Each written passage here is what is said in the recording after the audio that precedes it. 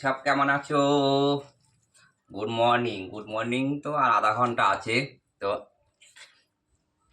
আজকে তাড়াতাড়ি হয়ে গেছে, তাই ভাবলাম এই ঘরে এসে একটু শান্তি মতন খাই। ওই ঘরে বড্ড গরম, রান্নার জায়গাটা এত মানে ছোট না, সে বলার মতো না।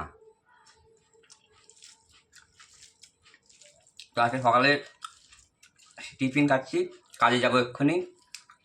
আজকে করেছি ডাল সজনা দিয়ে, আর ডিম সিদ্ধ, আর বেগুন ভাজা। এই সিম্পল খাবার। বাজার খাতা সব শেষের মুখে। কালকে শনিবার, আবার রোববারে নিয়ে আসবো। তারপরে গেল রবিবারে মানে সে বাজারে যায়নি, এই সপ্তাহে যা ছিল তাই দিয়ে কোনো রকমভাবে সে চালিয়ে নিলাম।